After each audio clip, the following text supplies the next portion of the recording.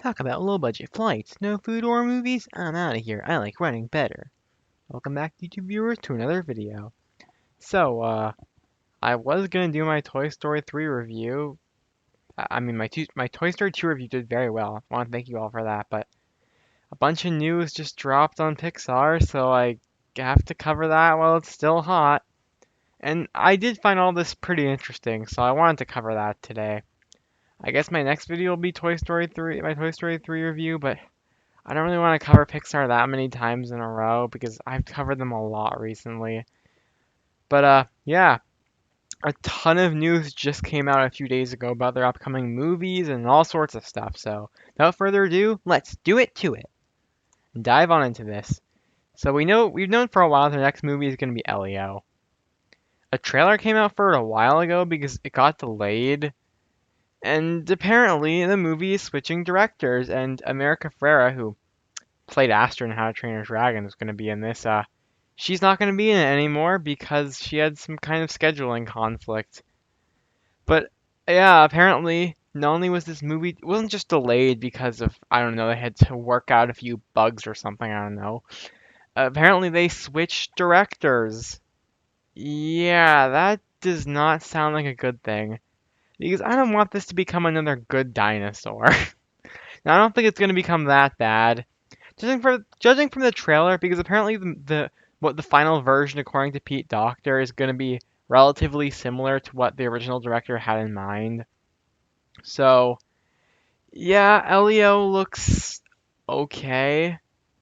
I'll probably see it when it comes out in theaters next year. I mean, it'd be the first time I'd see a Pixar movie in theater. Second time I'd see a Pixar, well, third time, but whatever. Yeah, it wasn't the first time I'd see a Pixar movie in theaters, and it wouldn't be connecting to any kind of franchise, it'd be an original thing. And I think its plot does sound kind of interesting, but the whole movie just seems kind of dull, but we know so little about it. I think it's better to just let um we'll learn more things about it as time goes on. After all, it comes out in about 11 months, 10 months by now, I think. So we'll just have to wait and see what happens with Elio, but nobody's really excited for this. Well, let's be honest with ourselves. They're all just saying we don't even think about it. We just say, "Oh yeah, Elio, that's coming out. That's the thing." But the more interesting thing they announced here was, because this was actually an actual announcement, was that earlier they said that they had two movies coming out in 2026. We knew what the second one was going to be. We learned about that a while ago, which I'll get to next. But they revealed what that other one was. An original movie called Hoppers, which looks very weird. I'm probably not going to see this, but we know so little about it other than it is going to happen. We have a few pieces of concept art. It's not really fair to judge it just yet, but this just seems kind of lame. This seems like something Sony Pictures Animation would pump out, and that's definitely not something Pixar of all studios should be following. But then again, we'll just have to wait and see. After all, Pixar has made some pretty wild movies over the years, and they've worked really well. Although, whatever the plot of this is, it does not sound as interesting as Monsters Inc. or Inside Out or Toy Story, etc.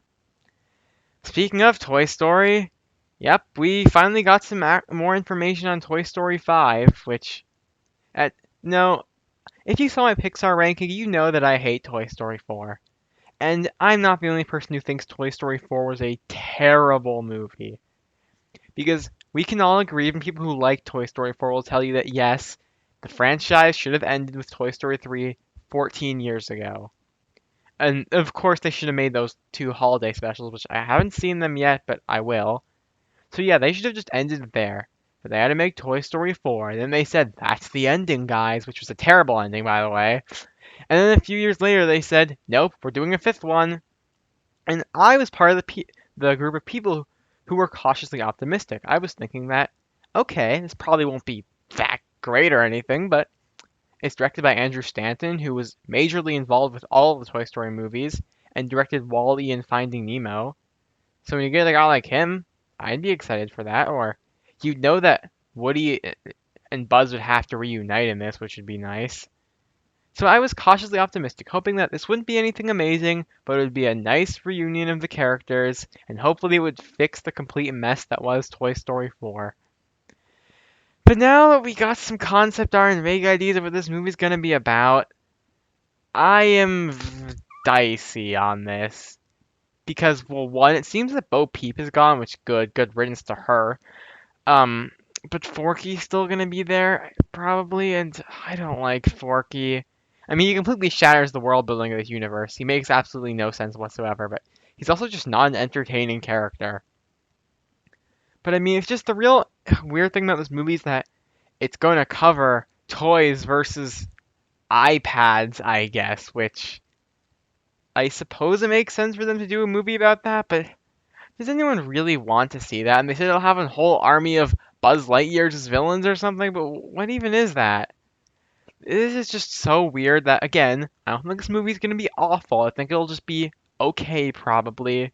But hey, it's gonna be better than Toy Story 4, and I hope this is the last one. This better be the last one. I mean, these actors, they're getting up in age. Tom Hanks still sounded pretty good in Toy Story 4, but there were definitely lines where you could tell that his voice was not the same as it was before. Or Tim Allen, he still sounded good enough, but he just didn't. It just wasn't the same. And I mean, they couldn't even. They had to use unused lines from the previous movies for Mr. Potato Head since Don Rickles passed away. I guess they'll have to recast it, which isn't the worst thing ever. But still, sad. And speaking of voice actors getting too old, they also announced Incredibles 3. Whippy. Why am I speaking of voice actors getting old? Well, at first this might sound like a good idea. I mean, they even said they're getting Brad Bird back to write and direct because he did the first two. He created all these characters there. It's his universe.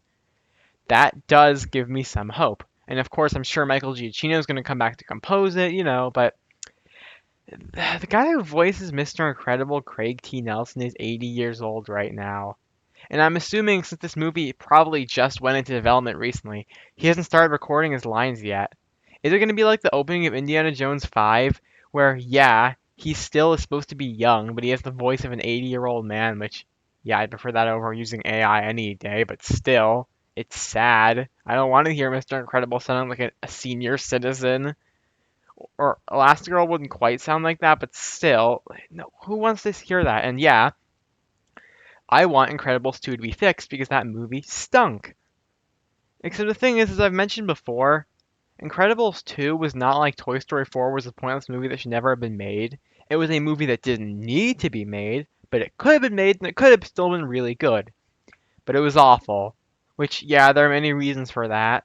Like the movie losing a year of development time to Toy Story 4. Which sure didn't help that movie.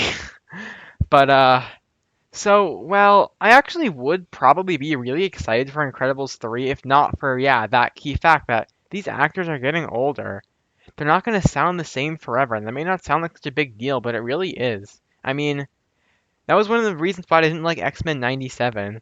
Yeah, it's cool that Cal Dodd is still playing Wolverine, but when he sounds so old, he doesn't sound cool or tough anymore. It's just depressing. It's sad to see our heroes just be old and depressed. That was one of the reasons why everyone hates The Last Jedi. Who wants to see that? But still, Incredibles 3 could be good. I'm expecting it to be better than Incredibles 2. I'm just wondering how is this going to work? Are they going to actually play up the fact that the characters are getting older, or are they just going to keep them around the same age as the previous films, which I don't know what they're going to do, but we'll just have to wait and see. And I'm just gonna assume this movie's gonna come out in 2027 because it's been a long time since Pixar went a year without a movie, and we know Elio's coming out next year. They're doing Hoppers and Toy Story 5 in 2026, so I'm assuming this is gonna come out in 2027. And you might think, wait, why is there still time left in the video? There's nothing else was announced, and that's true, but I gotta talk about Inside Out 3. I mean, Inside Out 2 is now the 10th highest grossing movie of all time and the biggest animated movie of all time, which is very impressive. And it was a great movie. So I was just assuming that as when they had this whole panel thing, I heard about it. I assumed that they'd say, "Yep, Inside Out 3 is gonna start pre-production or something soon." But no, they didn't say anything about it, which, yeah, I understand. Animated movies take a long time. They only have so many people, and they were already working on Toy Story 5 and Hoppers and Elio and probably even Incredibles 3. But this, yeah, they're gonna have to wait a little while. So I'd say that we probably won't get this until 2028 at earliest. Probably 2029, but I hope 2028. I mean, the shortest wait there ever was for a Pixar sequel was Toy Story 2, but that was under completely different circumstances. Second shortest wait was 5 years for Cars 2, but it'll probably be around that because again, Inside Out 2 wasn't just some, oh, that was a big hit of a sequel. It was the biggest animated movie of all time. You know Pixar wants to capitalize on that success, and I want Inside Out 3. Lots of other people do. I want it to become the next. It's gonna be the next Toy Story. It practically already is now. You know they're gonna milk this thing dry for everything it's worth. But until then, a third movie can work really well.